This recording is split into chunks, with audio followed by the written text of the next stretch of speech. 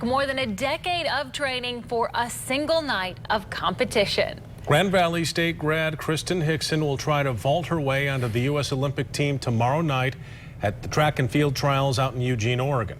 Larry Figursky joins us in studio with more on yet another West Michigan Olympic hopeful. Yeah, 11 years after first trying the pole vault, Kristen Hixson will be trying to complete an Olympic journey from Remus, Michigan to Rio de Janeiro. Middle schooler to Olympian, one on which she continues to surprise even herself. A three-time NCAA Division II national champion at Grand Valley State, Kristen Hixson set a national record and the bar for D2 women's pole vaulting. Now she's hoping to clear it again, this time reaching even higher, one great performance away from becoming an Olympian. I would never have guessed at a younger age in high school or even, freshman, sophomore year of college that one day I'd be training for the Olympics. I wouldn't have guessed. So to even, to make it would just be unbelievable. An 11-year pole vaulting journey that began on a whim. It was in 7th grade, it was springtime, and we had to pick a sport, and so my mom did track in high school, and my brother was currently in high school doing track, and he was actually pole vaulting. And so the first day of practice, I remember Mr. White said, "Who wants to try pole vaulting?" And I just raised my hand and said, "Sure." And that's how it started. The sports-loving girl who had done everything from gymnastics to track and cheerleading to even wrestling had finally found one that combined many of the things she liked from the others. It's different. I've been involved in sports my whole life. Everything, anything you can think of, pretty much I've done. And this is by far the most challenging. An event requiring both speed and strength.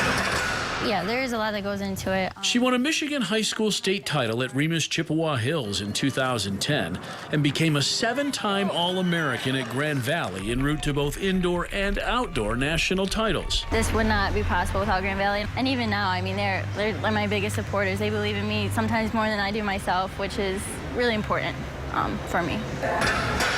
Today, as a volunteer coach, she still trains with the Lakers in Allendale. 1, 2, 3. And still under Laker coach Lou Andriadis. Now with an even bigger stage awaiting her at the Olympic trials in Eugene, Oregon. I have to look at it as the same way that I've been looking at it for the past year and a half. Right. Trust that the training and the journey and the path that I've taken thus far, it is the right path. So that's sort of calming to know that I have confidence in that. But, I'm still nervous. It's the Olympic trials. While she may not be a favorite to earn one of the 3 Olympic spots available, she is certainly a contender. I've jumped with that group of girls a couple times now at the championships. In fact, Kristen finished 4th amongst an elite field at the U.S. Indoor National Championships in March, and her best vault of 15 feet 3 inches was 5th best in the U.S. this year. What would it mean for you to be an Olympian? Speechless. The opportunity of a lifetime, so close, yet still so far away.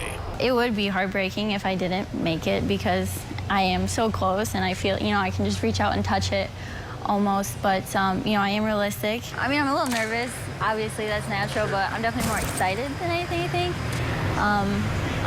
I'm confident with where I'm at, where my training is at. And so I think if I just go in and do the best that I can on that day, that's all I can ask for. Qualifying set for 9 p.m. Eastern Time Friday night with the women's pole vault final scheduled for Sunday. 3 other West Michigan athletes, Kentwood's Tia Brooks, Wyoming's Nicole Bush, and Portage's Javante Lipsy, all also competing tonight. And our countdown to Rio continues every day here on 24-Hour News 8. Before sports director Jack Doles heads south to Rio, we'll be bringing you the stories of highlighting Michigan athletes leading right up to the opening ceremonies on August 5th.